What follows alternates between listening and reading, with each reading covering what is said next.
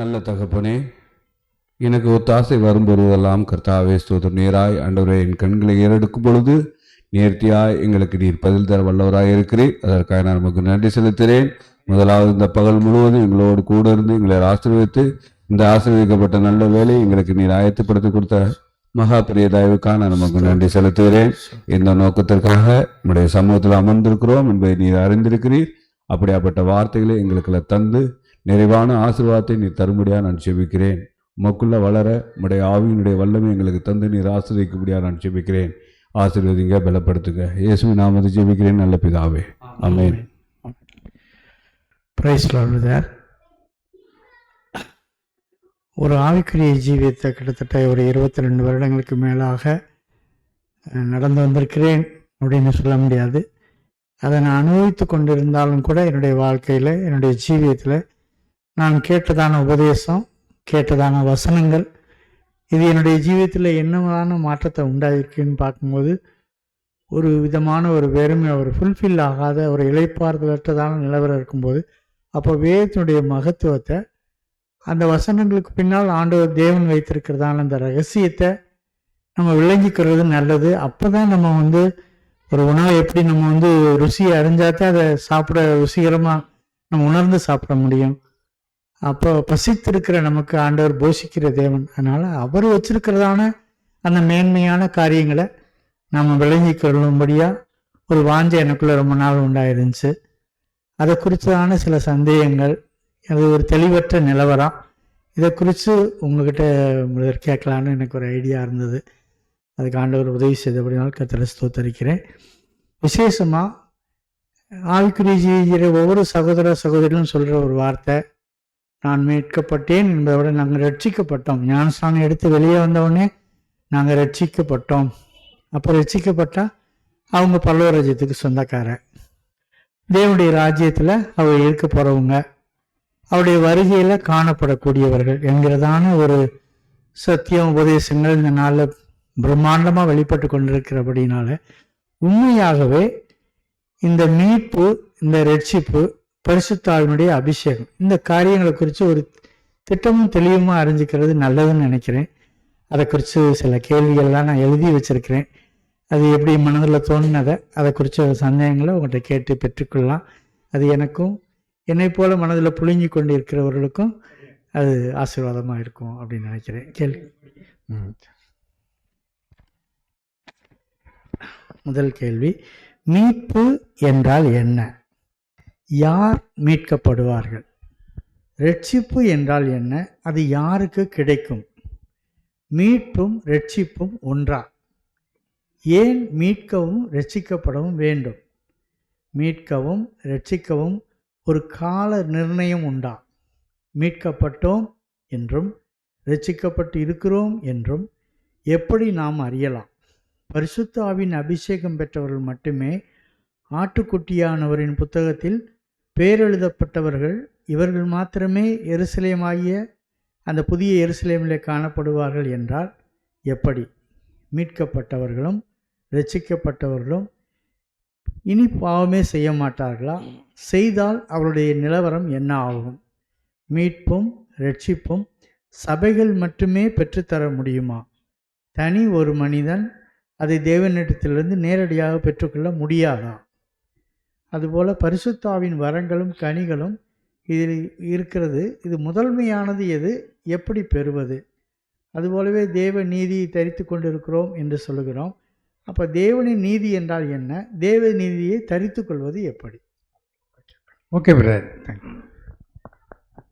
நீங்கள் நிறையா கேள்வி கேட்டிருக்கீங்க. நிறையா கேள்வி தான். எல்லா கேள்வியும் நம்ம ஒவ்வொரு வாரத்துலேயும் ஒவ்வொரு கேள்விக்கு நம்ம பதில் எடுப்போம். நம்ம வாரம் சனிக்கிழமை நம்ம பிரதர்ஸ் இருக்கிறதுனால சனிக்கிழமை ஒவ்வொரு கேள்விக்கும் நம்ம ஒரு பதில் கொண்டு வருவோம்.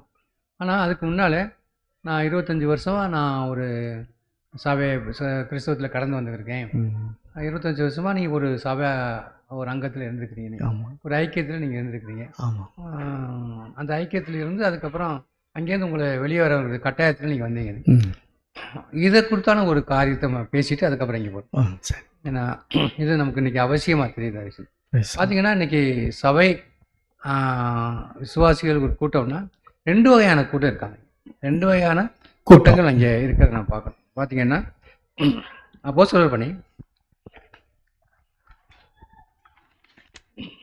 13வது அதிகாரத்தில் 48வது வசனத்தில் வாசிங்க. பிரஜாதியார் அதை கேட்டு சந்தோஷப்பட்டு கர்த்தருடைய வசனத்தை மகிமைப்படுத்தினார்கள்.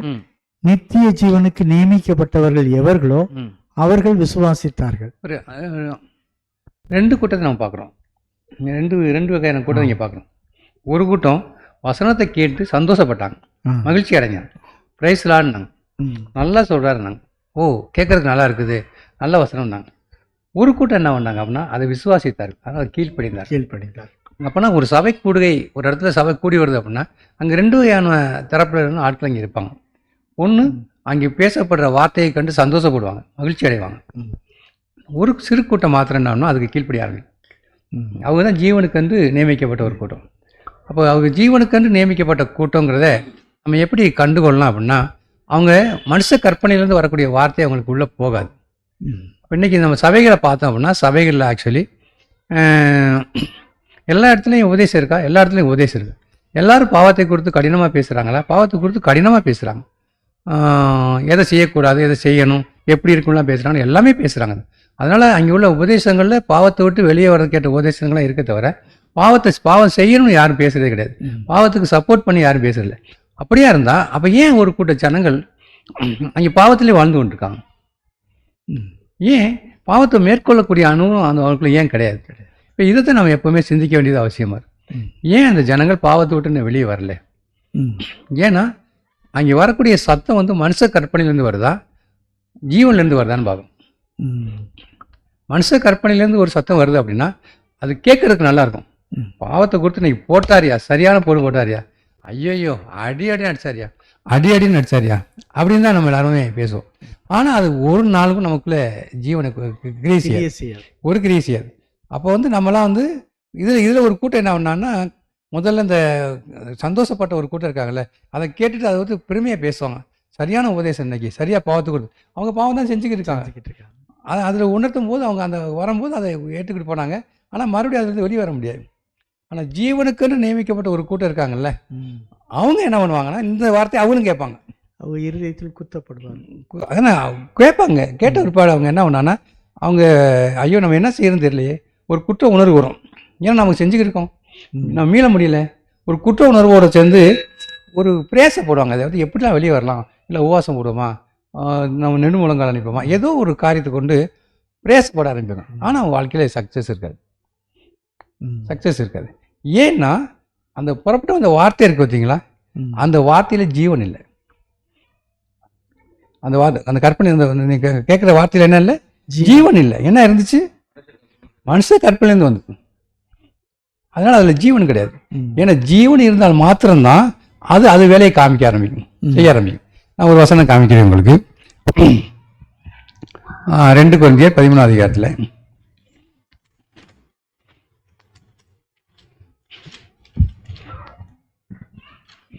2 கொரிந்தியர் 13வது அதிகாரத்தில் நீங்கள் பார்த்தீங்கன்னா 3ஆம் வசனம். கிறிஸ்து எனக்குள்ளே பேசுகிறார் என்பதற்கு அத்தாட்சி தேடுகிறீர்களே, அவர் உங்களிடமாய் பலவீனர் அல்ல. நல்ல வார்த்தையை சொல்றாங்களே, உங்களிடத்தில் வல்லவராய் இருக்காங்க.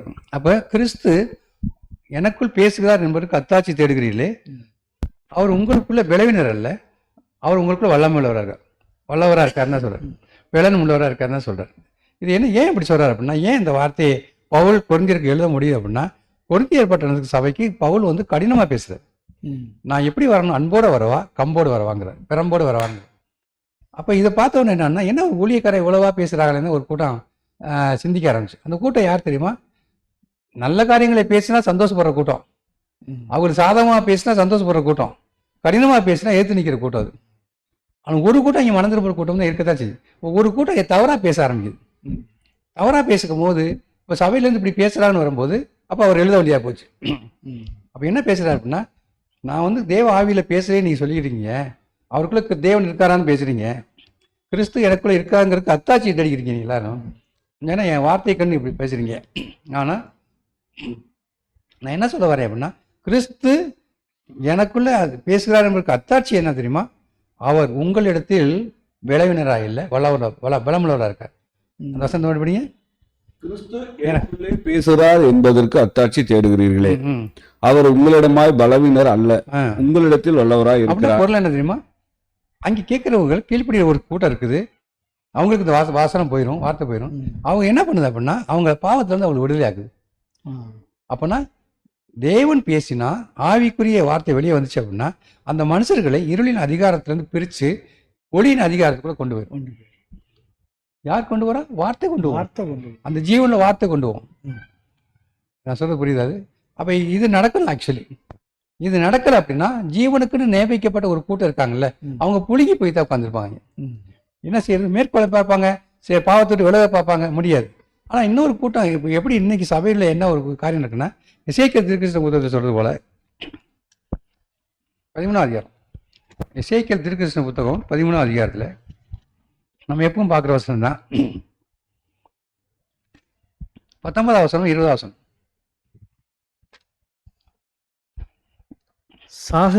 தகாத ஆத்துமாக்களை கொள்வதற்கும் உயிரோடு இருக்க தகாத ஆத்துமாக்களை உயிரோடு காப்பாற்றுவதற்குமாக நீங்கள் பொய்க்கு செவி கொடுக்கிற என் ஜனத்துக்கு பொய் சொல்லுகிறதுனாலே சில சிறங்கை வார்கோதுமைக்காகவும் அப்பத்துண்டுகளுக்காகவும் என்னை என் ஜனத்துக்குள்ளே பரிசுத்த குலைச்சலாக்குவீர்களோ என்று கர்த்தராகிய ஆண்டவர் உரைக்கிறார். ஆகையால் கர்த்தராகிய ஆண்டவர் சொல்லுகிறது என்னவென்றால், இதோ நீங்கள் ஆத்துமாக்களை பறக்கடிக்கும்படி வேட்டையாடுகிற உங்கள் தலைவனைகளுக்கு விரோதமாய் நான் வந்து அவைகளை உங்கள் புயங்களிலிருந்து பிடுங்கி கிழித்து நீங்கள் பறக்கடிக்க வேட்டையாடுகிற ஆத்துமாக்களை நான் விடுதலை பண்ணி உங்கள் தலையணைகளை கிழித்து என் ஜனத்தை உங்கள் கைகளுக்கு நீங்களாக்கி விடுவேன். இப்போ இங்கே இன்னைக்கு சபையில் நடக்கிற காரியமும் தேவனுடைய அந்த தீர்மானமும் திட்டமும் நம்ம விளங்கிக்கிறதுங்க.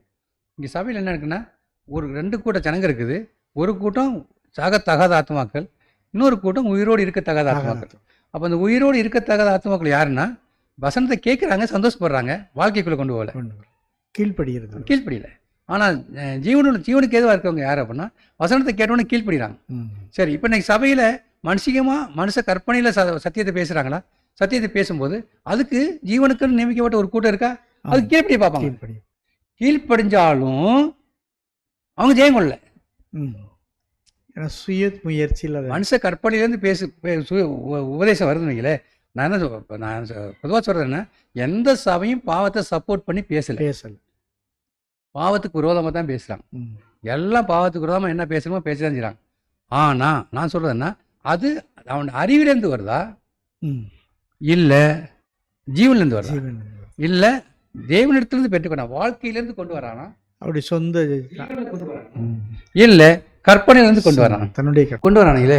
அப்போனா அந்த வசனத்தை எல்லாருமே கேட்குறாங்க. அங்கே ஜீவனுக்குள்ள ஒரு கூட்டம் இருக்குது, சாதாரணமாக எல்லாத்தையும் சந்தோஷப்படுற ஒரு கூட்டம் இருக்குது.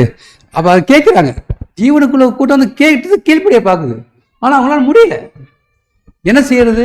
இப்போ அதுக்கு பதிலாக என்ன பண்ணுவோம்னா, சில பிரகாரங்கள் எடுக்க ஆரம்பிப்பாங்க.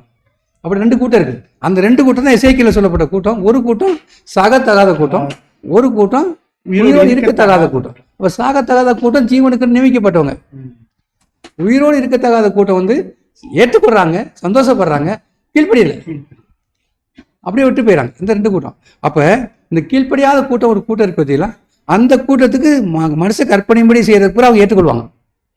மனுஷ கற்பனையில் வரக்கூடிய உபதேசத்தை ஏற்றுக்கொள்வாங்க. ஏன்னா அவங்களுக்கு கீழ்ப்படியக்கூடிய எண்ணம் கிடையாது. ஏதோ வரணும், போகணும், என்ஜாய் பண்ணிட்டு இருப்போம், அவங்களா போயிருக்காங்க.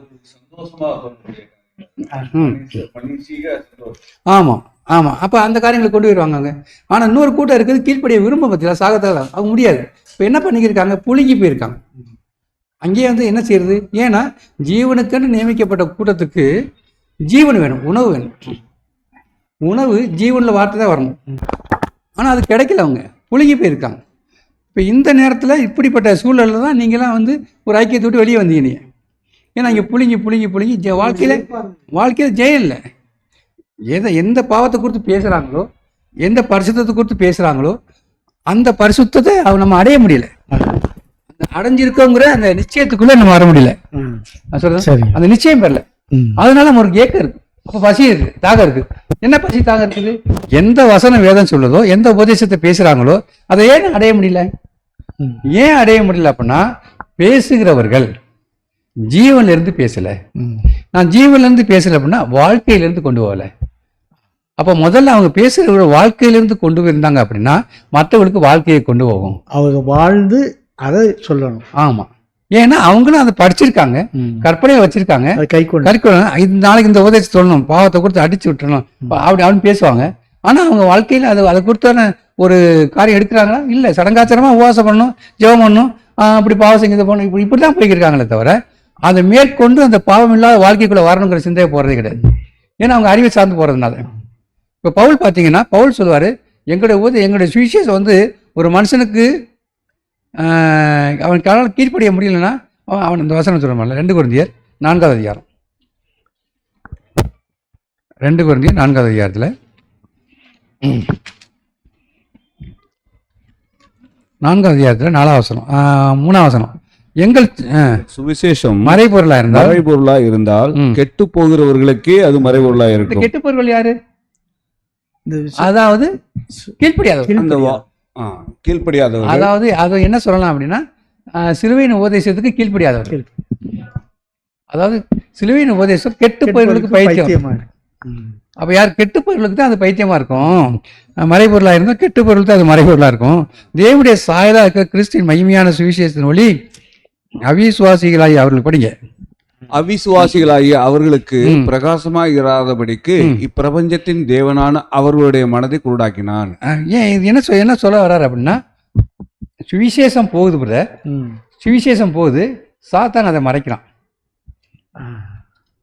அவன் குருடாக்குறான். அப்போ உண்மையாலே ஜீவனுள்ள சுவிசேஷம் போயிருந்துச்சுன்னா அவன் அதை மறைக்க முடியுமா? மறைக்க முடியாது. ஏன்? அந்த சுவிசேஷத்தை வளர்மை பயமா இல்லையா? அது ஊடுருவி போகுமா இல்லையா? அந்த ஒளி இருளை புகுந்து போகுமா இல்லையா? அப்போ ஏன் இருள் அதை மறைக்குது? ஏன்னா இந்த இதில் வல்லமை கிடையாது. அது ஒரு வசனம் கூட வருது, சொல்லுங்க.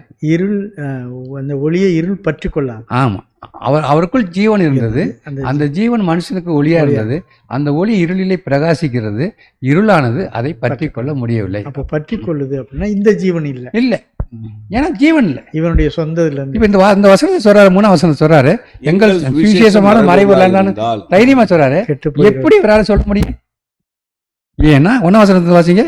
இப்படிப்பட்ட ஊழியத்தை உடையவர்களாகிய நாங்கள் இரக்கம் பெற்றிருப்பதால் சோர்ந்து போகிறதில்லை. நாங்கள் இரக்கப்பட்டிருக்கோம் அப்படின்னா என்ன? அவர்கள் அந்த அப்படியே ஒவ்வொரு பலவீனத்துக்கும் நாங்கள் இரக்கத்தை பெறுவதற்காக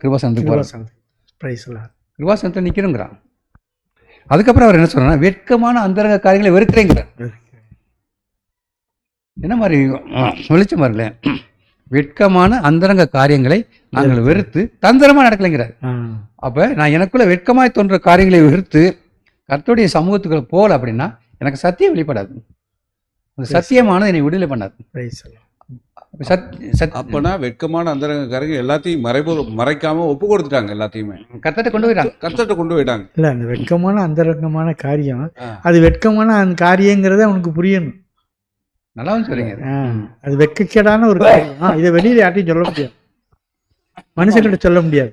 அப்ப அந்த கிருபாசனத்துக்கு போக தெரிஞ்சுன்னா இந்த வெட்கமான அந்தரங்காண்டு அவற்றை போய் சொல்லி அதுல இருந்து அவன் அந்த பலவீனத்தை அதை நீக்கும்படியா அவர் உதவி செய்வார். அவன் வெறுக்கிறதுனா அது வெட்கமான காரியம்னு தெரியணும். ஏன்னா அவர் அறிவை சார்ந்து பேச, அறிவை சார்ந்து பேசல, அவருக்குள்ள ஜீவன் அவருடைய ஜீவன் இருக்கு. அது அவர் என்ன பண்ணுது அப்படின்னா, தனக்குள்ள காண்பிக்கிற எல்லா இருளின் அதிகாரத்தை சுட்டி காமிச்சுட்டு தன்னுடைய வாழ்க்கையில அதெல்லாம் அனுபவம் கொண்டதுனால அது திட்டம் தெரியுமா அவரால் சொல்லும்போது என்ன சொல்லுவார் அப்படின்னா, 1 கொரிந்தியர் 2வது அதிகாரத்தில் அவர் பேசும்போது, 1 கொரிந்தியர் 2வது அதிகாரத்தில் பேசும்போது என்ன சொல்றாருன்னா, 1ஆம் வசனம் சகோதரரே, நான் உங்களிடத்தில் வந்தபோது தேவனை பற்றிய சாட்சியை சிறந்த வசனிப்போடவாவது ஞானத்தோடவாவது அறிவிக்கிறவனாக வரவில்லை.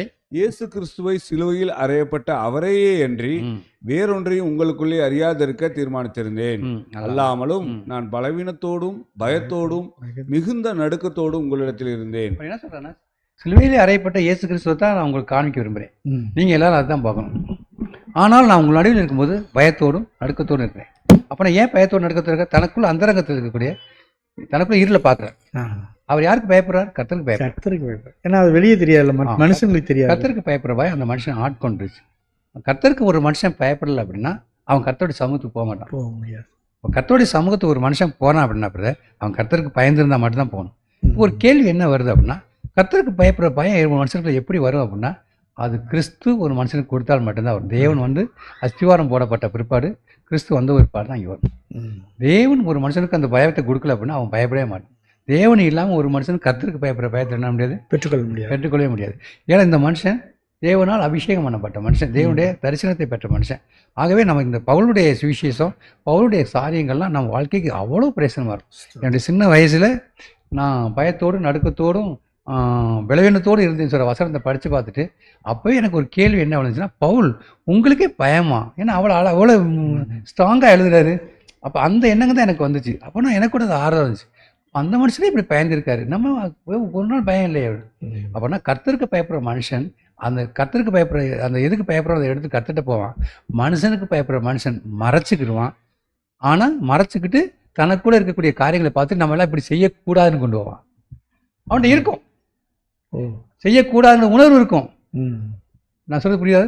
செய்யக்கூடாதுங்கிறதுலாம் தெரியும் அந்த மனுஷனுக்கு, தப்புன்னு தெரியும். நான் மற்றவனுக்கு உபதேசமாக நான் செய்ய யாரும் செய்யக்கூடாது போகக்கூடாதுமா, ஆனால் இவனுக்குள்ள அது இருக்குது. அப்போ என்னாச்சு, கற்பனையில் கொண்டு போனான் தவிர அவன் வாழ்க்கையில் அனுபவிக்கலை, அனுபவம் இல்லாமல் பேசிக்கிட்டு இருக்கான். அப்போ பவுல் வந்து வெக்கமான அந்தரக காரியங்கள் எங்கள் விருத்து தந்திரமாக நடக்கலை, வேத வசனத்தை புரட்டவே இல்லை, நாங்கள் தேவனுக்கு முன்பாக நிற்கிறோங்கிறார். இப்படிப்பட்ட மனுஷன் தான் சொல்கிறாரு, எங்களுடைய சுவிசேஷம் மறைபொருளாக இருந்தால் கெட்டு போயவர்களுக்காக மறைபொருளாக இருக்கும், வேறு யாருக்கும் அது மறைபொருளாக இருக்காது. அப்படின்னா ஆக்சுவலி ஒரு காரியம் என்னென்னா, அறிவை சார்ந்து பேசுகிறவர்கள் அறிவை சார்ந்து இருக்கிறவர்களுக்கு வெளிச்சமாக தோன்றும், ஜீவனை சார்ந்து பேசுகிறவர்களுக்கு ஜீவனை சார்ந்து பேசுகிறவர்களுக்கு வெளிச்சமாக தோன்றும். ஜீவனை சார்ந்து பேசுகிற ஒரு மனுஷன், ஜீவனை கொண்டு வருவன் அங்கே அறிவை சார்ந்து இருந்தால் அவங்களுக்கு மறைபொருளாக இருக்கும். அது புரியாது என்ன பேசுகிறாருன்னு தெரியல, ஏன்னா அது மறைபொருளாக இருக்கும் சொல்கிறாரு எனக்கு. அப்படி இருக்கும். ஆனால் அதே நேரத்தில் ஜீவனை சார்ந்து பேசுகிறவங்களுக்கு அவங்க உடனே மறந்துருப்பாங்க. ஆமாம் அது உண்மை, நான் இங்கே தான் நிற்கிறேன், இந்த நேரத்தில் போராட அந்த விருப்பம் வரும். நான் சொல்கிறது புரியுது. அப்போ இந்த 2 கூட்டம் அங்கே இருக்குது. அதான் எசேக்கியேல் சொல்ல போகும்போது 2 கூட்டம் அங்கே இருக்குது. இப்போ தேவன் என்ன செய்ய போகிறாருன்னு தான் இங்கே சொல்லப்பட்டிருக்கு. நான் உங்கள் கையிலிருந்து என் ஜனங்களை பிடுங்கி எடுப்பேங்கிறார்.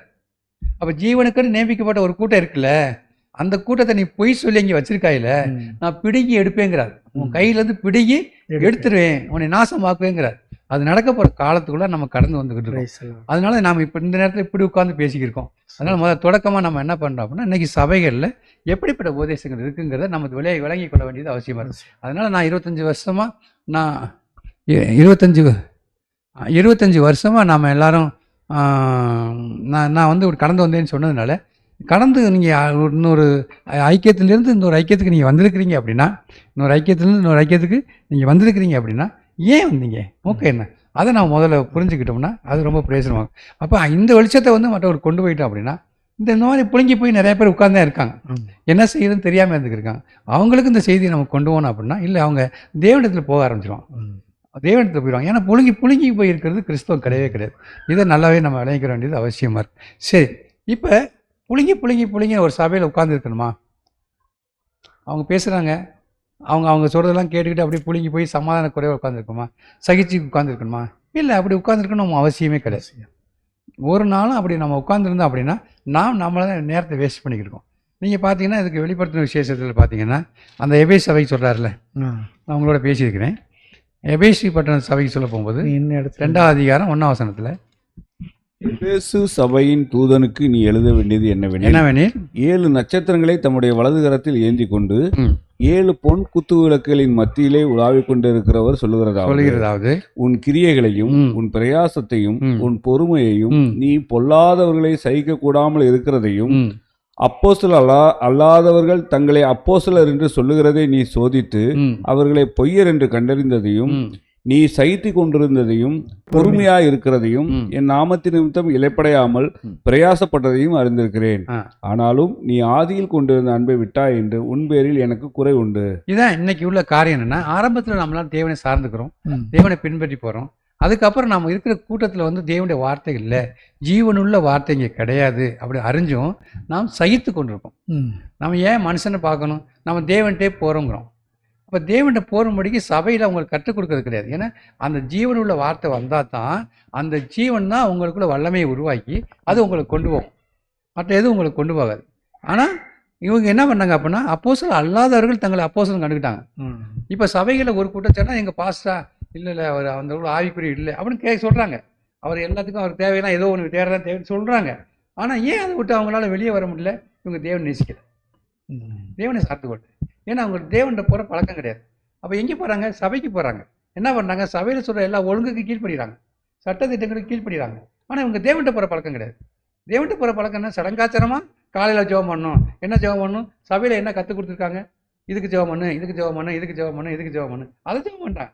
ஆனால் தனக்குள்ளே இருக்கக்கூடிய அந்தரகங்கள் அதை கண்டு கற்றுட்டு போகணும், அந்த விழிப்பு கிடையாது. அதுக்காக கற்றுட்டு போய் அந்த கிருபாசனத்துக்கு போகிற அந்த எய்ம் கிடையாது, அந்த எண்ணங்கள் கிடையாது. நான் சொல்கிறது உங்களுக்கு புரியும். அதனால அவங்க என்ன ஆகணும்னா, இருந்த நிலையில இருக்கிறாங்க, புழுங்கி போகிறாங்க, புழுங்கி இருக்காங்க. ஆனால் வேதம் அப்படி சொல்லவே இல்லை. நீ ஜீவனுக்குன்னு நியமிக்கப்பட்டு நீ ஒரு கூட்டத்தில் இருக்கிற அப்படின்னா, நீ ஒரு அதாவது பொய் சொல்லுகிற, பொய்யை நம்புகிற கூட்டத்தில் இருக்கிறியா? நீ இருப்புக்க தான் செய்வா. தேவன் அங்கே எழுப்புவார் உடனே. ஆனால் அங்கேருந்து நீ வெளியே வர்றதுக்கு நீ பயந்துக்கிட்டு இருக்கிறியா? நீ பயந்தீங்கன்னா நீ என்னை நேசிக்கலைங்கிறார். அதாவது இவர் மனுஷிகமான அன்பு செலுத்துறதும் தேவனுக்கு பயப்படுறத காட்டிலும் பாஸ்டருக்கு பயப்படுறதான பயம். மனுஷனுக்கு பயப்படுறதான், பாஸ்டருக்கு பயப்படுறான், ஊழியக்காரனுக்கு பயப்படுறான், தேவனுக்கு கீழ்ப்படியதில்லை, ஊழியக்காரனுக்கு கீழ்ப்படி அந்த சமூகத்தில் வந்துடுறான். அப்போ அங்கே தான் அவங்க எல்லாரும் விட்டுறாங்க. ஆனால் சபை, இந்த எபேசுப்பட்ட சபைக்கு முதல்ல அவர் என்ன அடிக்கிறார் அப்படின்னா, நீ ஆதியில் கொண்டிருந்த அன்பை விட்டாய், நீ என்னோட இருக்க பழகிட்ட. இப்போ நான் அனுப்பாத ஒருத்தர் உன்னை நடத்திக்கிட்டு இருக்கான். அவன்கிட்ட வரக்கூடிய வார்த்தைகள் அறிவாக இருக்குது, உபதேசிக்கிறானா நல்லா உபதேசிக்கிறான், ஸ்ட்ராங்காக போடுறானா ஸ்ட்ராங்காக படுக்கிருக்கான். ஆனால் எல்லாம் வேத வசனத்தை சொல்கிறானா எல்லா வேத வசனத்தையும் சொல்கிறான். ஆனால் நான் அனுப்பலைங்கிறது உனக்கு தெரியும், உனக்கு ஜீவன்லையும் தெரியும். ஆனால் நீ அங்கே உட்காந்து புளிக்கிட்டு இருக்க. இப்போ அவங்க போய் கேட்டால் என்ன சொல்லுவாங்கன்னா, எங்கே போகிறது, எல்லாம் அப்படி தானே இருக்குது, எங்கே போனாலும் இதே மாதிரி தான் இருக்குது. அப்படி சொல்கிறதுக்குலாம் வேதம் என்ன சொல்லுது அப்படின்னா, எலியா சொன்னது எல்லாரும் செத்து போயிட்டாங்க, நான் மட்டும் தான் இருக்கிறேன் அப்படின்னு. அவர் என்ன சொன்னார்? பாகாலுக்கு முடங்காத 4000 பேரை நான் வச்சிருக்கேன். பாகாலுக்கு 4000 பேர் என்ன இருக்கேன்? முடங்காத 4000 பேர் வச்சிருக்கேன். அப்போ ஒரு கூட்ட ஜனம் இருக்கு. அந்த ஒரு கூட்ட ஜனம் இல்லைன்னா உண்மையாகவே உலகத்தில் வேறு மாற்றம் நடந்திருக்கும், ஜீவனில் ஒரு பெரிய காரியம் நடந்திருக்கும், அழிவுக்கு நேரம் வந்திருக்கும். அந்த ஒரு கூட்ட ஜனம் அந்த காலங்களுக்காக நேரத்துக்காக தேவன் வச்சுக்கிட்டே இருக்கார். ஏன்னா அதை பார்த்து தான் தேவன் மௌனமாக இருக்கார். அவங்க நிமித்தம் தான் ஒருத்தரும் குறைக்கப்பட்டுக்கிட்டே இருக்கு. நான் சொல்கிறது புரியுது. அப்போ என்ன செய்யணும்? கர்த்தர்ட்ட போய் கேட்கணும். தேவன்கிட்ட போனாலும் நான் என்ன செய்ய? நான் புழுங்கி போயிருக்கேன், இதுவாக கிறிஸ்துவம் என் வாழ்க்கையில் நான் அனுபவிச்சுதான் சொல்லிடுறேன். நான் இதுவாக கிறிஸ்துவம் தான் போய் கேட்டேன். இது கிறிஸ்துவமாக இருந்தால், இது சபையாக இருந்தால் என்னை ஆளை விடுங்க, வேணாம் தான் சொன்னேன். வேணாம், அமைதியாக இருக்கும்.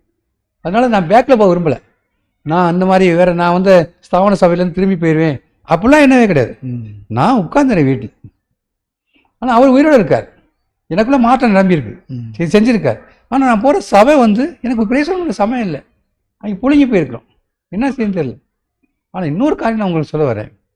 அதுக்காக சபையில் வெளியே வர்றது, அங்கே ஜீவன் இல்லைங்கிற ஒரு நோக்கத்தோடு மட்டும்தான் கர்த்தர்கிட்ட போய் கர்த்தர் உங்களை காட்டி கொண்டு வரணுமே தவிர, அதுக்காண்டி சபையை விட்டு வெளியே வரலாம்னு நான் என்ன இப்படி சொல்லவில்லை. அதாவது சபையில் எனக்கு எந்த அந்தஸ்தும் கொடுக்கல, கனத்தையும் ஸ்தானத்தையும் கொடுக்கல, நான் சொல்றது யாரும் மதிக்கல, என்னை ஒரு பொருட்டா நினைக்கல அப்படின்னு குறை சொல்லிக்கிட்டு குற்றப்படுத்தி வர்றது, அதுவே தான் சொல்ல. அப்படி சொல்லக்கூடாது. அந்தரங்கமான சுத்தமான அந்தரங்க காரியங்கள் இருக்கு, இருந்தாலும் நான் வர்றேன், இதுல இருந்து நான் விடுதலை ஆகணும், அப்போ நான் சபைக்கு வர்றேன். அப்போ ஜீவனுள்ள வார்த்தை அங்கேருந்து எனக்கு புறப்பட்டு எனக்குள்ள வந்துச்சுன்னா எனக்கு கிரியை செய்ய ஆரம்பிங்க. ஸோ அதை நான் கண்டினியூ பண்ணுவேன். எனக்கு கிரியை செய்யலை, நான் கிரியை சொல்லிட்டு நான் புழுங்கி போய் அதே இடத்துல இருந்தேன்னா ஒரு பிரயோஜனம் இல்லை. ஸோ அங்கே அந்த வார்த்தையிலுடைய ஜீவன் வல்லமையாக கிடைக்கல. வேதம் என்ன சொல்லுது? நீ ஏன் புழுங்கி உட்காந்துருக்க? நீ ஏன் சகித்து கொண்டிருக்க? ஏன் நீ சகித்து கொண்டிருக்கிறேன்? அப்போ சகித்து கொண்டிருக்கிறது வேதம் இல்லை. மகிழ்ச்சியாக இருக்கணும், சமாதானமாக இருக்கணும். அதான் வேதம் சொல்ல காட்டுனது, அதான் தேவன் சொல்ல ஒரு காரியம். அப்போ நான் கிறிஸ்தவத்துக்குள்ள வந்துட்டேன், கிறிஸ்தின் ஆவியை பெற்றிருக்கிறேன், இன்னும் நான் சகித்து கொண்டிருக்கேனா? மனுஷர்களை சகித்து கொண்டிருக்கேனா? இல்லை. நோ, நான் ஏன் சகித்து கொண்டிருக்கணும்? அப்போ நான் இங்கே இருக்கிற இடத்துல நான் ஜீவன் இல்லை. ஜீவன் இருந்துச்சு அப்படின்னா நான் சகித்து கொண்டிருக்க மாட்டேன். ஏன்னா அந்த ஜீவன் எனக்கு வாழ்வை கொடுக்கும். அப்போ இன்றைக்கி சபையில் ஒரு கூட்ட ஜனங்கள் அந்த சகிப்புத்தன்மையோடு போயிருக்கிறதுனால தான் வாழ்க்கையிலையும் சரி சமாதான குறைவில் இருக்காங்க, எல்லா விதத்துலையும் குறைபட்டு போயிருக்காங்க. ஏன் தெரியுமா? ஜீவனுக்கென்று நியமிக்கப்பட்ட ஒரு கூட்டம் அதை விட்டு வெளியே வரணுங்கிறதுக்காகத்தான் சமாதான குறைவை கொடுக்குறாரு. அதனால தான் அவங்களை சிறுமைப்படுத்துகிறார். அதனால அவங்க என்ன நினைப்பாங்கன்னா, இன்னும் நான் கர்த்தருக்கு பிரியமாக இல்லையோன்னு தான் நினைப்பாங்க. இன்னும் நம்ம தப்பாக செஞ்சுருக்கோமோ, நல்லா இன்னும் கூட செய்ய ஆரம்பிப்பாங்க. ஆனால் கூட செஞ்சால் கூட அவர் கையை எடுக்கவே மாட்டார், அவர் குறைச்சிக்கிட்டே இருப்பார். அப்புறம் தான் தேவன் அவங்களுக்கு கற்றுக் கொடுக்கும், தேவன்கிட்ட போக ஆரம்பிப்பாங்க. அப்போ தேவன்கிட்ட போகிறதுக்கு தேவனால் நடத்தப்படுகிற மனுஷர்களோட ஐக்கியம் உங்களுக்கு தேவைப்படுது. முதல்ல யோவான் ஸ்நானகம் தேவைப்படுச்சு கிறிஸ்துவிட்ட போகிறது. ஆ. இல்லைன்னா அவரே வந்து கிறிஸ்துவே வந்திருக்கலாம்ல. ஏன் ஒரு மனுஷனை ஏற்படுத்தணும், ஏன் அனுப்பணும்? ஏன்னா முதல்ல ஆயத்தம் பண்ணுறதுக்கு ஒரு மனுஷன் வேணும். இப்போ இந்த பூமியில் ஒரு மனுஷன் யோவான் ஸ்நானம் போல் கர்த்தர்ட்ட அனுப்புகிற ஒரு மனுஷன் கண்டிப்பாக தேவை. கர்த்தர்ட்ட போன ஒரு தான் முடியும். இப்போ கர்த்தர்ட்ட அனுப்பாத மனுஷர் கூட்டத்தில் நான் இருக்கிறேன் அப்படின்னா, அதாவது எப்போவுமே நம்ம தேவனே நம்மளை சந்திச்சு ஒரு சபை, தேவன் பிரத்யட்சமாக என்னை தனியாக சந்திக்கிறார் விட, எனக்கு அந்த இடத்துக்கு ஒரு சபை இருக்கணும்னா ஒரு சபை கூட்டம் தான் இருக்குது, அங்கே தான் போகிறேன். வேறு சபையே கிடையாது, நான் அங்கே போகிறேன். ஆனால் அங்கே இருக்கிற சபையை அறிவை சார்ந்து இருக்கணும் இல்லை, வேறு எங்கே போகிறது நான்? அப்போ அங்கே பயணிக்கிறேன் எனக்கு ஜீவன் இல்லைல்ல. இப்போ யார்கிட்ட போகணும்? என்னை ரசித்தவர்கிட்ட, என்னை மீட்டு கொண்டவர்கிட்ட தானே போகணும். நான் எங்கே இப்படி இருக்கிறேன்னு எங்கே போகணும்னு சொல்லிட்டு நம்ம அங்கே போகிறதில்ல, போகாமல் புழுங்கி போய் உட்காந்துருக்கோம். அதாங்க. அப்போனா நான் என்ன சொல்ல வரேன் அப்படின்னா, புழுங்கி போய் ஒரு இடத்துல சகித்து கொண்டிருக்கிறது தேவ சித்தம் இல்லை. அதுக்காக வெளியே வர்றதுக்காண்டி அடிச்சுக்கிட்டுலாம் வரைய ஒன்றும் அவசியம் இல்லை. தேவன் அவர்களை சரியாகவே தேவன்கிட்ட போயிட்டோம் அப்படின்னா அங்கேருந்து அவர் என்னன்னு வரான், ஒரு ஏற்ற வேளையில் அதுலேருந்து அவர் அவர்களை கொண்டு கண்டிப்பாக என்னன்னு வரான், அவர்களை கொண்டு வரார். அப்போ என்ன ஆக்சுவலி காரியம் என்னென்னா, இன்றைக்கி நம்ம சபைகளில் பூராமே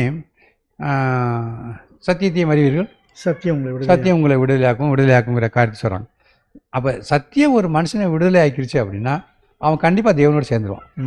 விடுதலையாக்கப்பட்ட மனுஷனாக இருந்தால் கர்த்தரோடு சேர்ந்துருவான். இப்போ சத்தியம் ஒரு இடத்துல இல்லை அப்படின்னா அவன் தேவனோடு என்ன முடியாது, அவன் சேரவே முடியாது. இப்போ பொதுவாக நம்ம அறிந்து கொள்ள வேண்டிய காரியம் என்ன, சத்தியம்னா என்னையா? கரெக்டு. சத்தியம் சத்தியம்னா என்ன, சத்தியம்னா என்ன கேட்டால் நமக்கு நம்ம என்ன சொல்கிறாங்கன்னா, எனக்கு நான் நிறைய கேட்டதில் எங்கள் சபையில் சத்தியம்தான் இருக்கும், வேறு ஒன்றுமே இருக்காது.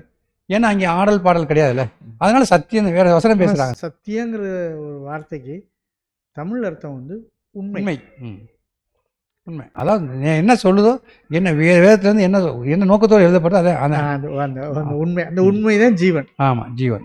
ஆமாம், அதான் உண்மை. அது அப்போ ஆக்சுவலி அப்போ சத்தியம்னா என்ன, அதை புரிஞ்சு கொள்ள வேண்டியது அவசியம் இருக்குது. நான் ரொம்ப நாள் தேடினேன், சத்தியத்தை அறிவீர்கள் சத்தியம் உங்களுக்கு விடுதலையாக்குறாரு. என்ன சத்தியம், என்ன சத்தியம்? இப்போ நான் பல இடத்துல கேட்கும்போது எங்கள் சபையில் சரியான சத்தியம் இருக்குங்கிறாங்க. அங்கேயே போயாச்சுன்னா சரி வசனம் பேசுவாங்க, ஆனால் அதை சத்தியங்கிறாங்க. ஆனால் யாருக்கு விடுதலை இல்லை, யாரும் விடுதலை இல்லை. ஏன் இங்கே சத்தியம் இருந்துச்சுன்னா ஏன் விடுதலை இல்லை? ஏன் வேதம் சொல்லுது சத்தியத்தை அறிவீர்கள் சத்தியம் உங்களை விடுதலையாக்கணும், ஏன் இங்கே விடுதலை இல்லை? சம்திங் ராங் ஏதோ இருக்குது. அப்போ சத்தியம்னா என்னங்கிறத நம்ம கண்டுபிடிக்கலை, அறியலை. அதுக்கு நேரம் நம்ம போகவே இல்லை, அதுக்கு நேரம் யாரும் நம்ம நடத்துறதில்லை. ஏன்னா வசனத்தை மட்டும் பேசினாவே சத்தியம்ங்கிறாங்க. நான் சொல்ல வரேன், இது உண்மைதான், இது எழுதப்பட்ட வார்த்தை. எழுதப்பட்ட வார்த்தை எப்பொழுது என் வாழ்க்கைக்கு பிரயோசனமாக வருதோ அப்போ தான் அந்த உண்மையை நான் பார்க்க முடியும். அப்போ அதுனா என்ன? அப்போ அதுக்கு என்ன வேதம் என்ன சொல்லுது அப்படின்னா, யோவான் சுவிசேஷம் 8வது அதிகாரம் 31ஆம் வசனம் 32ஆம் வசனமும், யோவான் சுவிசேஷம்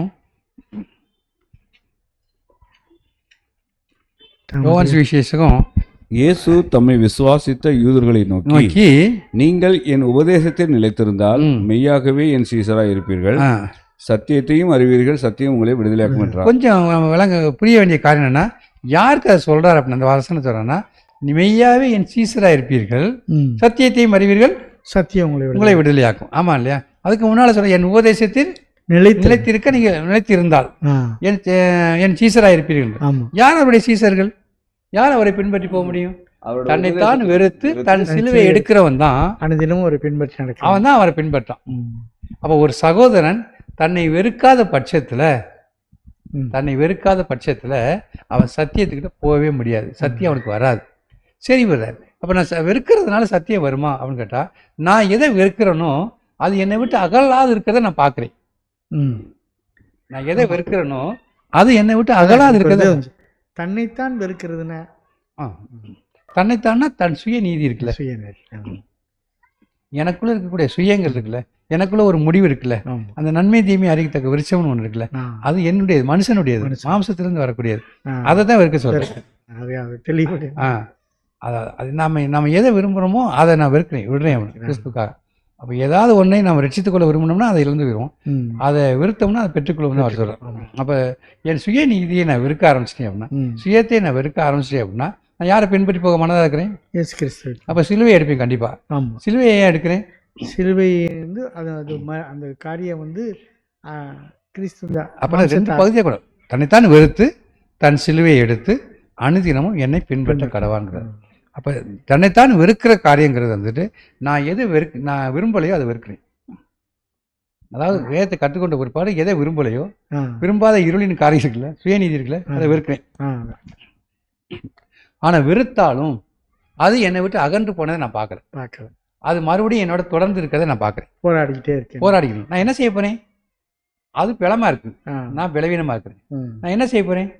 கிருபைக்கு போகிறேன். ம். கிருபாசனத்துக்கு கிருபாசனம். கிருபாசனத்துக்கு போய் என்ன செய்ய போகிறேன்? எனக்குள்ளே இருக்கக்கூடிய இருளின் அதிகாரம் என்னை அட்டாக் பண்ணுறதை பார்க்குறேன். அந்த நிலைக்கு எடுத்துகிட்டு போகிறேன். ம். நான் போகிறதையும் பார்க்குறாரு, என் உணர்வையும் பார்க்குறாரு. நான் பேசுகிறதோ நான் அறிக்கை செய்கிறதோ கம்மியாக கூட இருக்கலாம், ம். ஆனால் என் உணர்வு எல்லாத்தையும் அவர் பார்க்குறாரு. அந்த பாரம் எல்லாத்தையும் அவர் பார்க்குறாரு. என்ன நடக்கும்? கிருபை கிடைக்க ஆரம்பிச்சிடும். ம். அப்போ என்ன பண்ணுவேன்? நான் அதிகமாக கிருபையில் பெருகணுங்கிறதுக்காண்டி, அதிகமாக கிருபையில் ஐஸ்வர்யவானாய் மாறணுங்கிறதுக்காண்டி நாளுக்கு நாள் என்னை இருளின் அதிகாரத்தை எழுப்பி விட்டுக்கிட்டே இருப்பார். ம். என்னை பலவீனப்படுத்திக்கிட்டே இருப்பார். ம். அது பலன் ஆகிக்கிட்டே இருக்கும். ஏன் ஓடுனேங்க? பயத்தோடும் நடுக்கத்தோடும் பலவீனத்தோடும் வெட்கமான அந்த காரியங்களை வெறுத்து ஓடுறேங்க. நான் சொல்ல வர காரியங்கன்னா, இதை மட்டும் நம்ம செஞ்சிட்டோம் அப்படின்னா கிறிஸ்துவத்தில் முன்னால் போயிட்டே இருக்கலாம். ம்.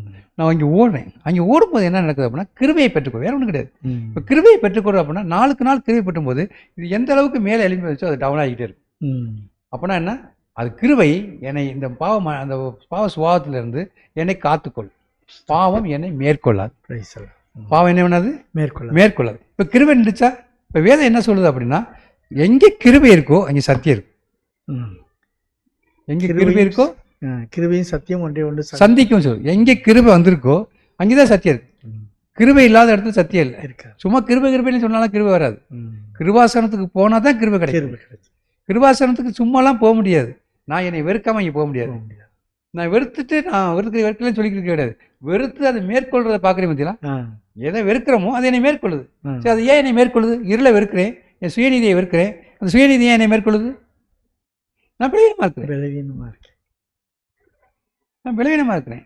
அது பலமாக இருக்குது. ம். இப்போ என்னை பலப்படுத்துறது யாரு? கிறிஸ்து. கிறிஸ்து. வேறு வழியே இல்லை. ஓடுறேங்க. நான் பாஸ்டர்கிட்ட போகல, யார்ட்டையும் போகல, நான் இங்கே போகிறேன். அப்படின்னா ஒரு மனுஷன் வந்து தன்னைத்தான் வெறுக்கிற அனுபவத்துக்குள்ளே வர்றா அப்படின்னா அந்த மனுஷன் ஜீவனில் வார்த்தையை கேட்டுக்கணும். ம். ஜீவனில் வார்த்தை இங்கே போயிருக்கணும். அறிவை சார்ந்து போகிறவன் இதை செய்ய மாட்டான். ஆமா. அதாவது ஆண்டவராக இயேசு கிறிஸ்து என்ன சொன்னேன்? என் உபதேசத்தில் நிலைத்திருந்து, ஆ. அதாவது மெய்யாவே சொல்கிறேன், என் உபதேசத்தில். யாருடைய உபதேசத்தில்? என் உபதேசத்தில் நிலைத்திருந்தால் அது என்ன சொல்ற? என் உபதேசத்தில் நிலைத்திருந்தால் மெய்யாவே எனக்கு சீசனாயிரும். யாருடைய உபதேசம்? கிறிஸ்துவனுடைய உபதேசம். யாருடைய உபதேசம் இல்லை? மனுஷனுடைய இது உபதேசம் இல்லை. அதுதான் சொன்னேன். அப்போ கிறிஸ்துவ உபதேசம் சபைக்கு வருமா? வரும். வரும். சபையில் கிறிஸ்துவனால் நடத்தப்படுற சகோதரர்கள் ம். தன் சுயத்தை வெறுத்தவர்கள், சுயத்தை சிலுவைக்கு ஒப்பு கொடுத்தவர்கள் ஜீவனை வெளிப்படுத்துவாங்க. அந்த உபதேசத்தை தன்னுடைய வாழ்க்கையில அனுபவம் கொண்டு வந்து அதான் கிறிஸ்துவ உபதேசம். அவங்க தான் தன் பலவீனத்துக்கு விரோதமாக போராடுவாங்க. போராடி ஜெயிக்க முடியாத நிலத்தை ஜெயிக்க மாட்டாங்க, விழுந்துருவாங்க. பல திருப்பி விழுவாங்க. விழுந்த ஒருபாடு தான் சமூகத்துக்கு போவாங்க. விழுந்த ஒருபாடு தான் எங்கே போவாங்க? அப்படி சமூகத்துக்கு போவாங்க. சமூகத்துக்கு போன ஒருபாடு தான் அவர் கிருபையை கொடுக்க ஆரம்பிப்பார். புரியுது அவங்களுக்கு? எடுத்த உடனே சமூகத்துக்கு போக மாட்டாங்க யாருமே. அவங்க போராடி தான் இருப்பான். இனிமேல் அப்படி செய்யக்கூடாது, இப்படி செய்யக்கூடாது, இப்படி செய்யக்கூடாதுன்னு போயிட்டாங்க அப்படின்னா கிருபை பெறாரு. இப்போ கிருபை வந்து ஒரே நாளில் கிருபை கிடைக்குதா? கிடையாது. காலைதோறும் புதிய புதிய கிருபையை கொடுத்துட்டு அவர்களுக்கு கிருபையில் ஐஸ்வர்யவான்களாக மாறுவாங்க. அப்போ கிருபையானது அவங்கள்ட்ட பெருகும் போது பாவம் டவுன் ஆகிட்டே இருக்கும். அவங்களுடைய சுய விருப்பங்கள் டவுன் ஆகிட்டே இருக்கும். இப்போ சுயம் டவுன் ஆயிடுச்சு அப்படின்னா சத்தியம் அவங்களை சந்திக்க ஆரம்பிக்கும். இப்போ சத்தியங்கிறது என்னென்னா, இப்போ நான் உங்களுக்கு சொல்கிறேன், எந்த வேத வசனம் உங்கள் வாழ்க்கையில் நிறைவேற முடியலையோ, அதுக்கு விரோதமாக பாவம் மேற்கொண்டுருச்சோ, புரியுது உங்களுக்கு? இப்போ பொதுவாக சொல்கிறோம், இப்போ புருஷர்களே மனைவிகளில் அன்பு கூறுங்கள், புருஷர்களே மனைவிகளில் அன்பு கூறுங்கள்ங்கிற வார்த்தை வந்துச்சு. நான் அன்பு கூற தான் போகிறேன் நினைக்கிறேன். வேதம் சொல்லிடுச்சு, உபதேசத்தை கேட்குறேன். ஆகவே அந்த வசனத்துக்கு கீழ்ப்படியவும் நான் முயற்சிக்கிறேன். ஆனால் நான் பலவீனமாக இருக்கிறதுனால, அது பலமாக இருக்கிறதுனால என்னை வேறு விதமான காரியங்களை கொண்டு வருது, சிந்தையை கொண்டு வருது. கீழ்ப்படிங்கிற காரியத்தினால மனுஷிகமாக அன்பு செய்கிற மாதிரி கொண்டு வருது. ஆனால் உள்ளான ரீதியில் அவங்க செய்கிற ஒவ்வொரு சேட்டைகளையும் பார்த்தவங்க வெறுக்க சொல்லுது. என்னுடைய பலத்தில் அன்பு கூறுறேன், என்னுடைய பலத்தில், அதாவது மனுஷிக பலத்தில் அன்பு கூறு. ஏன்னா வசனத்துக்கு கீழ்ப்படுகிற மாதிரி நம்ம அதை செய்கிறோம். அது ஆனால் அதில் திருப்தி இல்லை, பிரச்சனை ஏற்பட்டுக்கிட்டே இருக்குது. இப்போ இந்த நேரத்தில் என்ன செய்யறது? இல்லை, எப்படி பாவம் மேற்கொண்டுருக்கு, நம்ம அன்பு செய்யத்தான் நினைக்கிறோம், அது நல்லா அன்பு செய்யணும், ஒரு காரியம் இருக்கக்கூடாதுன்னு நினைக்கிறோம். ஏன் இப்படி தொடர்ச்சியாக வந்துருக்கு? இன்னும் முயற்சி பண்ணு. எவ்வளோ முயற்சி அதிக எடுக்கிறோமோ அவ்வளோ கீழே விழுந்துக்கிட்டே இருக்கும். அப்போ என்ன பண்ணுறது? வேறு வழியே கிடையாது. ஆண்டவரே என்னால் முடியல. ஏன்னா அந்த வசனம் யாருடையது? கிறிஸ்துடைய உபதேசம். அந்த உபதேசம் அவனை தூண்டிக்கிட்டே இருக்கு. கீழ்ப்படிய சொல்லி அன்பு செய்ய சொல்லி தூண்டிக்கிட்டே இருக்குது. அந்த வசனம் தூண்டிக்கிட்டே இருக்குது. தூண்ட அவன் முயற்சி பண்ணிக்கிட்டான். முதல்ல மனுஷிகமாக முயற்சி பண்ணுவான்னா மனுஷிகமாக முயற்சி தான் பண்ணுவான். பண்ணி கீழே விழுந்துறான். இப்போ எங்கே போயிடறான்? கிருபாசனம். இந்த அந்த சுவிசேஷம் எங்கே நடத்துது? சத்தியம் எங்கே நடத்துது? அவனை அந்த சுவிசேஷம் எங்கே நடத்துது? கிறிஸ்துவ நடத்துது. வேறு வழி இல்லை. நான் பலவீனமாக இருக்கிறேன்னு சொல்லி போகுது.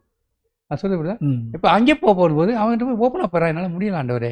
நீங்கள் சொன்னீங்க உங்கள் மனைவி அன்பு கூற சொல்லி, என்னால் முடியலை அந்த காரியம். இப்போ அவர் என்ன செய்யணும்? உன்னால் முடியலைங்கிறது எனக்கு தெரியும்.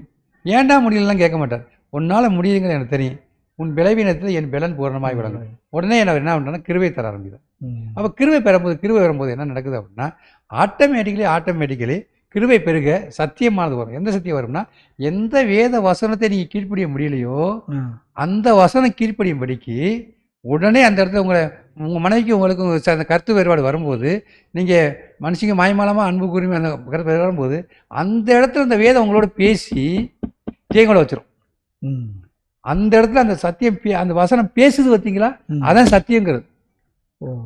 அந்த வசனம் ரேமாவாக வருது பார்த்தீங்களா, நான் படித்த வசனம், நான் கேட்ட வசனம், எந்த வசனத்தை கைக்குள்ள பிரயாசப்படணும் அந்த வசனம் பிரச்சனையான நேரத்தில் எனக்கு உதவி செய்து பார்த்தீங்களா, அதை நான் அறிஞ்சு அதுக்கு கீழ்ப்படியும் போது சத்தியத்தை கீழ்ப்படியுது. அது சத்தியத்தை அறிஞ்சுக்கிறேன். இப்போ வந்து ஒரு 5 நாள் நான் அன்பு கூறுறேன் என்னுடைய பலத்தில், என் சுய பலத்தில். 6ஆவது நாள் சின்ன ஒரு வாக்குவாதம் வருது. கண்டிப்பாக வரும்போது எனக்குள்ள அந்த கோபம் அப்படி பீரிட்டு, ஏன்னா உங்களை நேசிக்கிறதுனால வாக்குவாதம் பண்ண வச்சிருவார். அப்போ வரும்போது அப்போ இந்த வசனம் வருது, அன்பு குருன்னு சொன்னாரே, அதை மீறி நமக்குள்ளே இப்படி பொங்கி வருது ஆண்டவரே அப்படின்னு பார்க்கும்போது அதான் ரேமாங்கிறிய. உடனே என்ன அந்த வசனம் வர்றது, அந்த அந்த அந்த நேரத்தில் வந்து நீங்கள் அந்த அந்த போராட்ட நேரத்தில் என்ன செய்ய தெரியாமல் நிற்க போகும்போது உடனே உங்களுக்கு அந்த வசனம் பேச ஆரம்பிக்கும்போது ஆட்டோமேட்டிக்கலி உங்களுக்கு அந்த அந்த அந்த இடத்துல உங்களுக்கு புரியாது. நீங்கள் செய்கிற ஒவ்வொரு செயல் வந்து அதுவாக இருக்கும். அதாவது உங்கள் விருப்பத்தை இப்படி செய்ய மாட்டீங்க, அது தன் விருப்பத்தை செய்ய. அந்த வசனம் மாறச்சு, அது ஆச்சரியமாக இருக்கும். அவங்களும் கீழ்ப்படிவாங்க, டக்குன்னு கீழ்ப்படிவாங்க, சாரின்டுவாங்க. அது கொண்டு வரும். அதுதான் சத்தியத்தை அறியுங்க. அப்போனா ஒரு வசனத்துக்காக நான் போராடி அதை நான் அந்த வசனம் என் வாழ்க்கையில் நிறைவேறாத பட்சத்தில் கர்த்தர்கிட்ட இருந்து கிருபையை பெற்றுக்கொண்டு, கிருபையை பெற்ற பிற்பாடு அப்புறம் அந்த வசனம் என்னை நடத்தும்படிக்கு வருது பார்த்தீங்களா, வந்து என்னோட அந்த ஆபத்து நேரத்தில் என்னோட பேசி அந்த வசனம் அந்த ஜெயகுல வைக்கிறது பார்த்தீங்களா, அந்த பேசுகிற நேரத்தில் செவி கொடுக்குறது பார்த்தீங்களா, அதான் சத்தியத்தை அறிவு. அதான் சத்தியம். அந்த ஜீவன் இருக்கு பார்த்தீங்களா, அந்த உயிர் இருக்கு பார்த்தீங்களா, அதான் சத்தியம். அது என்னை நடத்த ஆரம்பிக்கும். மாறாக நம்ம வேதத்தை படிச்சுட்டு நாளையிலிருந்து கீழ்ப்படி அதனால தான் கீழ்ப்பட முடியாது. அது ஒன்றுமே செய்ய முடியாது. அதுதான் சத்தியத்தை. அது யார் அவர்கள்? கிறிஸ்துவை தன்னை வெறுத்தவங்க, கிறிஸ்துவை பின்பற்றுகிறவங்க, சிலுவை எடுக்கிறவங்க, இவங்க தான் அந்த காரியத்தை வர முடியும். வேறு யாரும் வர முடியாது. அது பிலிப்பியில் கூட ஓயாமல் நீங்கள் சொல்லி என் விருப்பங்களையும் தேவன் தம்முடைய தயவுள்ள சித்தத்தின்படியே விருப்பத்தையும் செய்கையும் நமக்குள்ள உண்டு பண்ணுகிறவராக இருக்கார். ஆமாம், அது உண்மையான அவசியம் தான். அந்த விருப்பத்தை கொடுப்பார். அந்த விருப்பம் நமக்கு வந்துருச்சு அப்படின்னாவே செய்கையாக மாறும். அதுக்கு கீழ்ப்படியும் போது செய்கையாக மாறாது.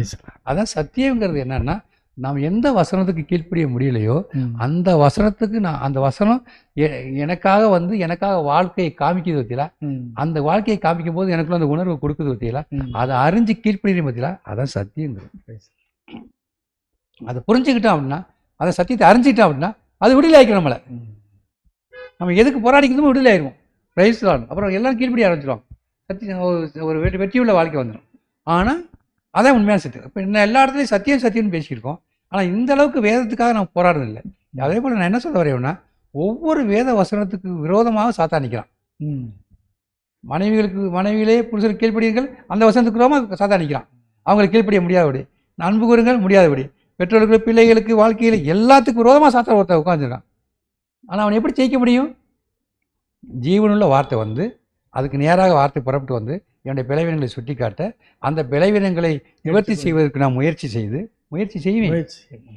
செய்து தோற்று போன ஒருபாடு கர்த்தருடைய சமூகத்தில் கையை தூக்கி அவர் எனக்கு கிருபையை கொடுத்து, அந்த வசனத்துக்கு எந்த வசனத்தை முடியலையோ அந்த வசனம் எனக்காக உதவி செய்து பார்த்தீங்களா. அப்போ அந்த வசனம் எனக்காக உதவி செய்கிற காரியம் எப்படி வரும்னா, நான் அந்த வசனத்துக்கு விரோதமான எண்ணங்கள் எனக்குள்ள இருக்கும். மனைவியில் அன்பு செய்திருக்கோங்களே, அன்பு கூற நேரமில் இருக்காது, வித்தியாசமாக இருந்துக்கிட்டு இருக்கோம். அந்த நேரத்தில் அந்த வசனம் கீழ்ப்பு உதவி செய்ய முடியல. அப்போ தான் தேவனுடைய வார்த்தை சத்தியம் எனக்கு கிரியை செஞ்சுன்னு சொல்ல முடியும். அது அது அது வந்துருச்சுனாலே நம்ம கீழ்ப்படிய ஆரம்பிச்சிடும். அது அறிவு வந்தாலே கீழ்ப்படும். நீ போக போக அதை ஈஸியாக புரிஞ்சுக்கலாம், நம்ம வாழ்க்கையில் புரிஞ்சுக்கலாம். அதனால் இன்னைக்கு சபையில் இன்னைக்கு 2 கூட்ட ஜனங்கள் இருக்காங்க. ஒரு கூட்ட ஜனங்கள் ஜீவனுக்கு நியமிக்கப்பட்ட ஜனம், ஒரு கூட்டம் ஜீவனுக்கு என்று நியமிக்கப்படாத ஒரு ஜனம். அதாவது சாக தகுந்தவர்கள், உயிரோடு இருக்கத்தகாத ஆத்துமாக்கள் இருக்காங்க. உயிரோடு இருக்கத்தகாத ஆத்துமாக்களுக்கு மனுஷிகமான வார்த்தை, அறிவை சார்ந்து வர வார்த்தைகள் அவங்களுக்கு சந்தோஷமா இருக்கும், ஏற்றுக்கொண்டு போவாங்க. ஆனால் ஜீவனுக்குள்ள வார்த்தைகளுக்கு அதை ஏற்றுக்கொள்ள முடியாது, புழுங்கி போயிருப்பாங்க. ஆனாலும் அந்த வசனத்தை அப்படியே ஏற்றுக்கொள்வாங்க. சபையில் தேவனே சொல்லிடுச்சான்னு சொல்லுவாங்க. அந்த வசனம் எப்படி சொல்லுவாங்க? ஆண்டவர் சொல்லிட்டான்னு சொல்லுவாங்க. ஏன்னா ஆண்டவர் சொல்லிட்டான்னு சொன்ன பாடு அந்த வசனம் அவங்களுக்குள்ள கிரியை செய்ய வருதா? இல்லை. உணர்த்துதா? இல்லை. கேட்டதோடு சரி அப்படி போயிடுவாங்க. அப்புறம் வாழ்க்கையில் புழுங்கி இப்போ அந்த ஜனங்களை தேவன் அவருடைய இடத்துக்கு, அவருடைய பிரசனத்துக்கு கூட்டி வர்றதுக்கு சிறுமைப்படுத்த தான் வேண்டியது. இப்போ இன்னைக்கு பார்த்தீங்கன்னா டோட்டலாக சபையில் பார்த்தீங்கன்னா சபையில் நிறைய பேர் புழுங்கி இருக்காங்க. என்னத்துக்கிட்டே சபைக்கு வந்தோம், இதுக்கு சாவன சபை தேவைங்கிற மாதிரி நிலைக்கு வந்துருச்சு சபை. ஏன்? தேவன் உயிரோடு இல்லையா? தேவன் உயிரோடு இருக்கார். ஆனால் யாரும் தேவனிடத்தில் போக மாட்டதில்லை, தேவனை சார்ந்து போக மாட்டதில்லை. ஏன் போக மாட்டதில்லை? அப்படிப்பட்ட சத்தியம் கிடையாது, ஜீவனுள்ள சத்தியம். அதாவது அவங்களை நடத்துகிற சத்தியம் கிடையாது. பவுல் அந்த நாட்டில் புறஜாதிகள் நடத்தினார்னா அவர் தேவனுடைய எல்லாத்தையும் நடத்தினார். ஏன்னா அவருடைய வார்த்தை ஜீவனாக இருந்துச்சு. புரியுதா உங்களுக்கு? அவன் முதல்ல நம்ம சிந்திக்க வேண்டியது அப்படின்னா, நான் உண்மையாகவே ஜீவனுக்குன்னு நியமிக்கப்பட்ட ஒரு கூட்டமா, இல்லை அறிவை சார்ந்து போகிறேன்? எப்படிப்பட்ட கூட்டத்தில் இருக்கிறேன்? இப்போ ஜீவனுக்குன்னு நியமிக்கப்பட்ட கூட்டமாக இருந்தால் அங்கே தேவனுடைய வார்த்தை ஜீவனாக இருந்து அங்கே நடத்துகிற கூட்டத்தில் நான் போய் சேர்ந்துடுவேன். தேவன் நடத்திடுவார், கண்டிப்பாக நடத்தும். அதுக்காண்டி நான் பிரயாசப்பட்டு நான் இங்கே போகணும் அங்கே போகணும் குறை சொல்லிட்டு போகணும்லாம் கிடையாது. தேவனே நடத்திவிடும். ஆனால் நான் அதை விரும்பணும். நான் விரும்பினா தான் செய்வார். நான் விரும்பாருன்னா ஒரு நாள் செய்யவே மாட்டேன். நான் என் வாழ்க்கையை அப்படி விரும்பினேன். நான் தேவனை தேட ஆரம்பித்தேன். எங்கே இருக்குன்னு தேடிக்கிட்டே இருந்தேன். ஆனால் நான் போய் சேர்ற இடம்லாம் வித்தியாசமாக இருந்துச்சு. ஆனால் தேடல் இருந்துச்சு. உட்காந்துட்டேன். கர்த்தரை நடத்த ஆரம்பிச்சிட்டேன். சரியாக நடத்துனேன். அது முதல்ல நடக்கும். நம்ம கற்றுக்கிற வேண்டியலாம் முதல்ல நான் ஒரு சபையிலேருந்து இன்னொரு சபைக்கோ இன்னொரு கூட்டத்துக்கு, ஒரு ஐக்கியத்துலேருந்து இன்னொரு ஐக்கியத்துக்கு வர்றோம் அப்படின்னா உண்மையாகவே நான் வந்து சேர்ந்துருக்கிற ஐக்கியத்தில் எப்படிப்பட்ட ஜீவனுள்ள வார்த்தை இருக்கா? ஏன் நான் இங்கேருந்து வந்தேன் அதை புரிஞ்சுக்கணும். ஜீவனுள்ள வார்த்தை எங்கே இல்லையோ அதை விட்டு அங்கே தேவன் இல்லைன்னு அர்த்தம். இப்போ ஜீவனுள்ள வார்த்தை அங்கே இருக்குங்கிறத எப்படி விளங்கிக்கலாம்? அந்த வார்த்தை எனக்குள்ளே கிரியை செய்யணும். எப்படி கிரியை செய்யும்? அது தேவன் இடத்துல நடத்தும். அந்த வார்த்தை உங்களுக்குள்ளே இருக்க விளைவினத்தை, உங்களுக்குள்ளே இருளை சுட்டி காட்டிகிட்டே இருக்கும். நீங்கள் யாருங்கிறத காமிச்சிட்டே இருக்கும். அப்போ நீங்கள் தேவனை நோக்கி போய்கிட்டே இருக்கும். கர்த்தருக்கு பயப்படுற பயம் உண்டாகிட்டே இருக்கும். ஏன்னா அங்கே சுவிசேஷம் ஜீவனாக இருக்குது. பவுல்கிட்ட இருந்த சுவிசேஷம் ஜீவனாக இருக்குது. அது காலங்கள் வரும்போது அந்த கதையாக வரும். சரி, இன்றைக்கி இதோட முடிச்சுக்கிறோம். அடுத்த வாரத்தில் நம்ம சனிக்கிழமை ஆகலை மீட்பை குறித்து நம்ம தெளிவாக பேசுவோம். கர்த்தர் நமக்கு உதவி செய்வார். ஆகவே நாம் எந்த கூட்டத்தில் இருக்கோம் பார்ப்போம். அவன் இது கேட்குற சகோதரர்களே, உங்களை நான் கெஞ்சி கேட்குற ஒரு காரியம் என்னென்னா, உண்மையாகவே நீங்கள் எந்த கூட்டத்தில் இருக்கிறீங்க? அறிவை சார்ந்து ஜீவனற்ற ஒரு கூட்டத்தில் இருக்கிறீங்களா? இல்லை ஜீவனை கொடுக்குற உணர்த்துக்கிற கூட்டத்தில் இருந்து நீங்கள் கேட்குற வார்த்தை உங்களுக்கு பிரயோசனமாக இருக்குதுங்கிறத அறிஞ்சு போய்க்கிறீங்களா? இல்லை நீ கேட்குற வார்த்தை உங்களுக்குள்ளே ஜீவனாக இல்லை, கேட்குற வார்த்தை உங்களுக்குள்ள ஜீவனை கொடுக்கல அப்படின்னா தயவுசெய்து வரேன், தேவன் உயிரோடு இருக்கிறார். அவங்க ஜீவனில் வார்த்தையை கொடுக்குற ஒரு கூட்டத்தை தேவன் வச்சுருக்காரு. அதை தேடி போங்க, கர்த்தர்கிட்ட போங்க. கர்த்தர் உங்களுக்கு கண்டிப்பாக நான் வழியை கண்டிப்பாக காட்டுவார். ஏன்னா காலங்கள் சுருங்கிருச்சு. இப்போ தேவனால் தெரிந்து கொள்ளப்பட்ட ஜீவனுக்கு நியமிக்கப்பட்ட கூட்டத்தை தேவன் தன் பக்கத்தில் சேர்க்க விரும்பிட்டார். ஆகவே தான் இந்த காலத்தில் இப்படிப்பட்ட நாங்கள் ஒரு ப்ரோக்ராமை பண்ணியிருக்கிறோம். கர்த்தர் நமக்கு கண்டிப்பாக உதவி செய்வார். ஆகவே ஜீவனுக்குன்னு நியமிக்கப்பட்டு சபை கூட்டங்களில் சபைகளில் புழுங்கி போயிருக்கிறவர்களுக்கு நான் சொல்ல ஒரு காரியம் என்னென்னா, தேவன் உயிரோடு இருக்கிறார். நீங்கள் இருக்கிற இடத்துல ஜீவனுள்ள வார்த்தை வரல, அது உங்களை திருப்தி கொடுக்கல, அது உங்கள் பசியை ஆற்றலை, உங்களுக்கு இன்னும் தாகமாக இருக்கிறீங்க, புழுங்கி போயிருக்கிறீங்களா, தேவனோட்டு போங்க. அவர்கிட்ட கேளுங்க, ஆண்டவரே இதுவாக கிறிஸ்துவன்னு கேளுங்க. ஆண்டவரே நாங்கள் பசியாக இருக்கிறவங்க கேளுங்க. நீங்கள் போங்க, பசி தாகம் உள்ளவனே தேவன் என்ன தாகத்தை தீர்ப்பார், கண்டிப்பாக திருப்தி அடைய வைக்கார். கர்த்தர் நமக்கு உதவி செய்வார். அடுத்த வாரம் சனிக்கிழமை நாங்கள் மீட்பை பற்றி பேச போகிறோம். கர்த்தர் நமக்கு உதவி செய்வார். ஆமென். ஜெபம் பண்ணுவோமா? ஸ்தோத்திரம் பிதாவே, நாங்கள் உண்மை துதிக்கிறோம். நல்ல தகப்பனே, இரக்கமாயிருங்க ஆண்டவரே. இதை நீங்கள் தொடங்கியிருக்கிறோம் ஆண்டவரே. ஆண்டவரே, நாங்கள் எந்த விதத்திலும் நாங்கள் தேறினோர் அல்ல என்பது எங்களுக்கு நல்லாவே தெரியும் ஆண்டவரே. ஆனாலும் நீங்கள் எது வரைக்கும் தெரியிருக்கோமோ அது வரைக்கும் நாங்கள் இந்த வார்த்தையை கொண்டு வரதுக்கு எங்களுக்கு உதவி செய்த தயவுக்காக உங்களுக்கு கோடி ஸ்தோத்திரம். ஆசீர்வதிங்க. இதில் பிரயாசப்படுற ஒவ்வொரு சகோதரர் மேலும் உடைய கிருபை உண்டாயிருக்க முடியாது நாங்கள் செவி இரக்கமாயிருங்க. இயேசுவின் நாமத்தில் பிதாவே, ஆமென், ஆமென்.